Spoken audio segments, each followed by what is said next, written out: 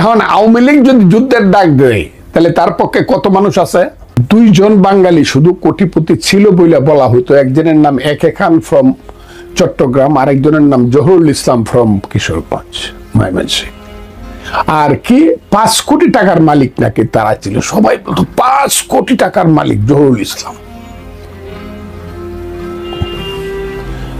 যুদ্ধ করলাম, দেশ স্বাধীন হইল, লুট হইছে, ব্যাংক লুট হইছে, বিদেশেও জমছে, কিন্তু বাঙালির কত ছেলে 22 পরিবার চলে গেছে। আজকে যদি পাকিস্তান থাকতো তাইলে গুলিস্তানের রাস্তার পারে দাঁড়ায় দেখতাম, কে যায় রে? আদমজির নাতি যায়। কি তার নাম? তার নাম রাহাত খান। তার গাড়ি, আরি বাবা, আদমজির নাতির গাড়ি দেখতাম, ইস্পাহানির গাড়ি দেখতাম, সাইগল বাওয়ানিদের গাড়ি দেখতাম। এখন তো এটা আমাদেরকে দেখতে না। 72 সনে তাজউদ্দিন আহমদ অর্থমন্ত্রী হিসাবে যে বাজেটটা পেশ করে ছিল 750 কোটি টাকা, আর এখন গত বছর বাজেট পেশ হয়েছে 7.5 লক্ষ কোটি টাকা। ডিফারেন্সটা বুঝতেছেন? স্বাধীনতা হইয়া কিছুই হয় না, এটা বলা ঠিক হবে না। বাঙালির ছেলে কর্নেলের উপরে ছিল না কেউ। উসমানীর মতো brilliant officer of the world, আমি ওয়ার্ল্ড বলছি, দ্বিতীয় মহাযুদ্ধে স্বর্ণপদক পাওয়া ব্রিটিশের সৈনিক উসমানী, মেজর উসমানীকে ব্রিটিশ জেনারেল মন্টুগোমারি বলছিল, this boy once he will be the general of India. India ভাঙ্গা পাকিস্তান হইল, কিন্তু বাঙালির ছেলে কর্নেলের উপরে হইতে পারল না। কিন্তু আজকে বাঙালির ছেলে জেনারেল ওয়াকারুজ্জামান। এখন আমার কিছুই মনে হয় না, অথচ কোনো বাঙালির ছেলে কিন্তু মেজর জেনারেল ছিল না। যুদ্ধ আমাদেরকে, বাঙালি ছেলেদেরকে মেজর জেনারেল বানাইছে। বাঙালির একমাত্র সন্তান, পাকিস্তানের সঙ্গে তাদের লিঙ্ক ছিল বলে তার নাম হলো শফিউল আজম। সে ছিল তখন একজন সেক্রেটারি, বাঙালির ছেলে। কোনো বাঙালির ছেলে ডেপুটি সেক্রেটারির উপরে ছিল না। এখন শত শত secretary, joint secretary, foreign secretary, এই সেক্রেটারি, ওই সেক্রেটারি, পাই নাই কি? এখন পাকিস্তানের সঙ্গে, ইন্ডিয়ার সঙ্গে আমরা সমানে সমানে বসে আমার সেক্রেটারি এবং তার সেক্রেটারি পাইছি। একটা বাঙালির ছেলে বাইরে যাইতে হইলে পাসপোর্ট করতে হইতো লাহোরে গিয়া, অথবা পিন্ডিতে গিয়া, অথবা ইসলামাবাদে গিয়া। এখন আমার বাঙালির প্রায় 1 কোটি মানুষ সারা পৃথিবীতে থাকে। কত হাজার হাজার কোটি ডলার পাঠায় অনুদান হিসাবে প্রতি মাসে মাসে আমার দেশে। এটার কোনো ঠিকানা নাই। পৃথিবীর যেখানে যাবেন বাঙালি নাই এমন পৃথিবী পাবেন না। কাজে স্বাধীনতা আমাদেরকে কিছুই দেয় নাই, এইটা বলাটা বড় নেগেটিভ কথা। হ্যাঁ, তবে যতটুকু দেওয়া দরকার ছিল অতটুকু আমরা পাই নাই। আমাদের শিক্ষা ব্যবস্থা যত উন্নত হওয়ার কথা ছিল তার চেয়ে আমরা ডাউন হয়েছি। আমাদের বিশ্ববিদ্যালয়, আমাদের কলেজগুলো আরো উন্নত হওয়া দরকার ছিল। আমাদের রিসার্চ আরো বেশি হওয়া দরকার ছিল। আমাদের বৈজ্ঞানিক যে কর্মকাণ্ড এর চেয়ে অনেক বেশি হওয়া দরকার ছিল। শুধু বাংলাদেশের অ্যাটমিক এনার্জি না, আরো অনেক উপরে উঠার দরকার ছিল। সেইটা আমরা পাইনি। আমাদের পাকিস্তান আমলে না খাইয়ে থেকেও আমাদের যে সততা ছিল, সেই সততাটা আমাদের নষ্ট হয়েছে। কেন জানেন? For lumpen economy. লুটেরা অর্থনীতির কারণে আমাদের স্বভাবটা নষ্ট হয়েছে। আমরা সবাই অর্থের বৃত্তের পিছনে ছুটি। কেউ পাই, কেউ পাই না, কেউ আশায় থাকে, কেউ ব্যর্থ হই। ব্যর্থ যে হই সে মুখ লুকায়া বাসি। আর যে আমরা যে সফল হই যারা, তারা দেশকে ভালো না বাইসা আমরা বেগম বাড়ি বানাই, আমরা মালয়েশিয়াতে সেকেন্ড হোম করি, আমরা টাকাটাকে লুটপাট করি, আমরা সিঙ্গাপুরে বাড়ি কিনি। দেশপ্রেমটা আমাদের যেন কমে গেছে। এই দেশপ্রেম কমার পিছনে আছে আমাদের লোভ, আর লোভের পিছনে আছে অর্থনীতি, যাকে বলা হয় লুম্পেন ইকোনমি। সেই লুম্পেন ইকোনমিটা এসে এক সময় সেটেল হবে। এখন না হোক, 20 বছর, 25 বছর, 30 বছর পরে লুম্পেন ইকোনমিটা সেটেল হবে। তখন বাঙালির সন্তানেরা ইন্ডাস্ট্রিয়ালিস্ট হবে, তখন বাঙালির ছেলেরা রিয়েল ক্যাপিটালিস্ট হবে। তখন বাংলায় সত্য এবং সঠিকভাবে ব্যবসা বাণিজ্য গড়ে উঠবে 2 নম্বরের মধ্যে না, 1 নম্বর হিসাবে। দি গ্রেড অফ লিডারশিপ এটা কমে গেছে, নিচে নেমে গেছে। আগের সেই নেলসন ম্যান্ডেলা নাই, সেই ইয়াসির আরাফাত মধ্যপ্রাচ্যে আর নাই, আগের সেই নেতৃত্ব গান্ধীও নাই, আগের সেই নেতৃত্ব সেই মিশরের নাসের নাই, সেই ইন্দোনেশিয়ার সুয়াকর্ণ নাই, জওহরলাল নেহেরু নাই। বুঝতে হবে কিন্তু মানে লিডারশিপের যে মানটা কমে গেছে, যে কারণে আমাদের দেশে যে জিনিসটা হইতেছে এখন শুধু ক্ষমতার প্রাপ্তি। কারণ ক্ষমতা প্রাপ্ত হইলে পরেই অর্থনীতি আমার ভাগ্যে। লাখে লাখে মরে সৈন্য কাতারে কাতার সুমার করিয়া দেখি 50,000। পড়েন নাই ছোটবেলার পুঁথি পড়া? এই সংখ্যাটা হলো প্রতীকী সংখ্যা, এটাকে চ্যালেঞ্জ করা উচিত না। তো এটা মানুষের একটা অভিমতের মধ্য দিয়ে যে জিনিসটা বেরিয়ে এসে পড়ে। 30 লাখ লোকের রক্তের বিনিময়ে আমরা স্বাধীনতা পাইছি। দ্বিতীয় বিশ্বযুদ্ধে 3 কোটি লোক মৃত্যুবরণ করছে। এটা একটা প্রতীকী সংখ্যা, এটা চ্যালেঞ্জের সংখ্যা না।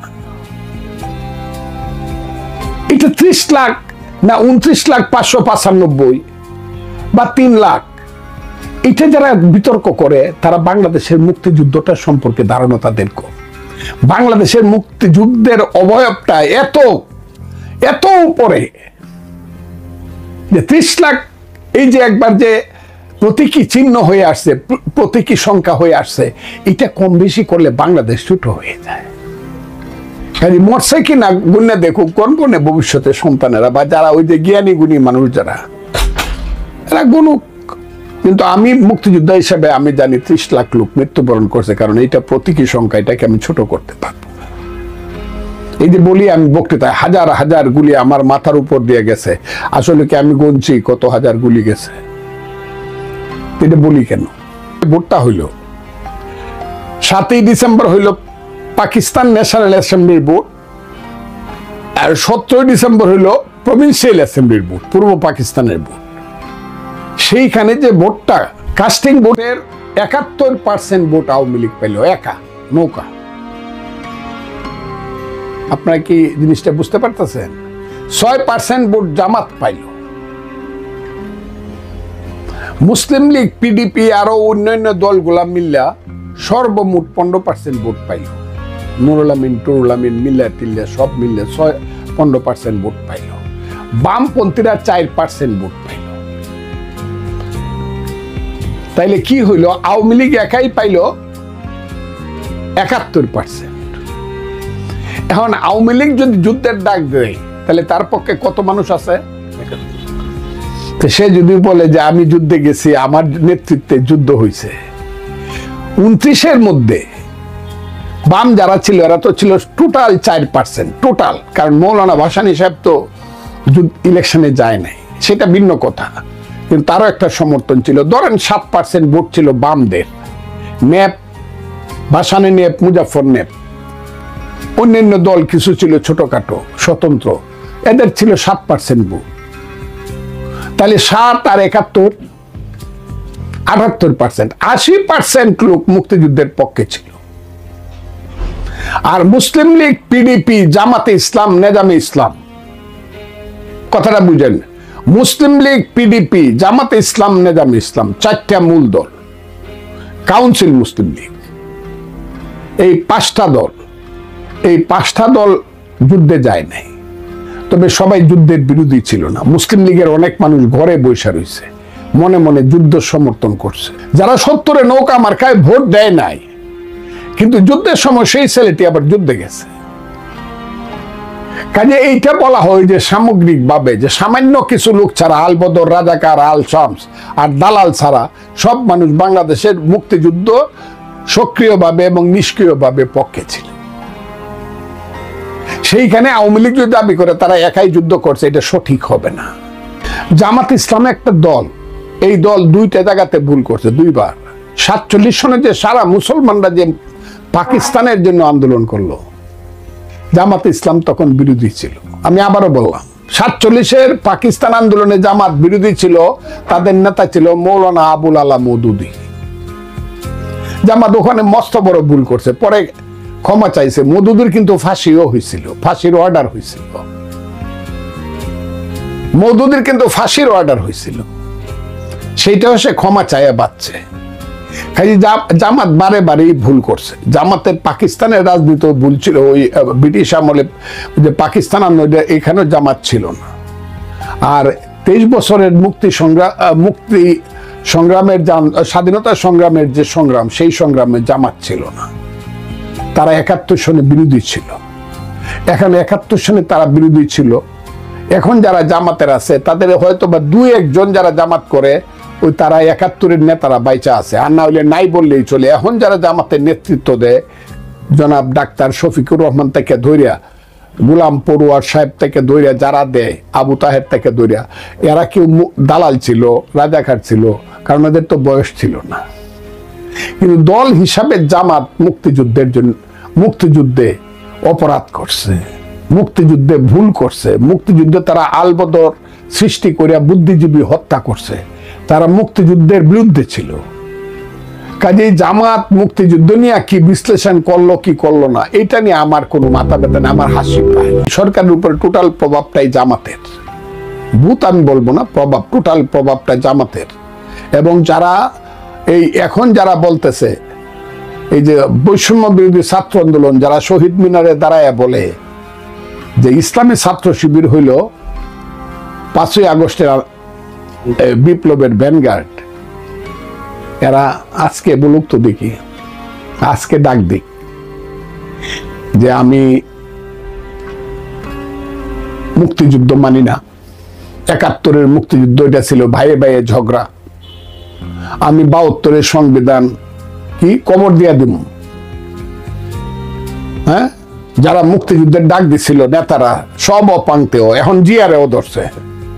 বিএনপি অনেক পরে বুঝছে। আমি প্রথম দিন বলছি, এটা আমি এখানে বলতে পারি কিন্তু বললে অসুন্দর হবে, আমি প্রথম দিন বলছি যারা শেখ মুজিবকে মুক্তিযুদ্ধের জন্য বকা দিছে, 2 দিন পরে জিয়ারে বকা দিছে কিনা আপনারা দেখেন। কারণ মুক্তিযুদ্ধ খালি শেখ মুজিব একা করছে বললে হবে না। শেখ মুজিব মুক্তিযুদ্ধে ছিলই না, শেখ মুজিব ছিল স্বাধীনতা সংগ্রামে। মুক্তিযুদ্ধ শুরু হলো 26শে মার্চ থেকে। কেন? স্বাধীনতার সংগ্রামটা ছিল জমিটা আমার, কিন্তু অন্যরা দখল করে রাখছে। আর মুক্তিযুদ্ধ ছিল সেই জমিটা আমার, যেটা CSRS, এইটাকে মুক্ত করার জন্য আমি অস্ত্র ধরছি। এটা হলো মুক্তিযুদ্ধ। সেই আন্দোলনের নেতা কারা?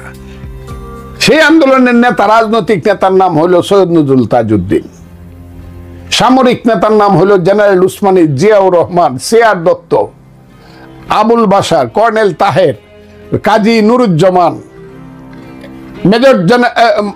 Major Manzur, major Jalil. এরা হলো মুক্তিযুদ্ধের অস্ত্রধারী নেতা, যুদ্ধের নেতা। আর রাজনৈতিক নেতা হলো তাজউদ্দিন, সৈয়দ নজরুল, তারা মুজিবনগর সরকার।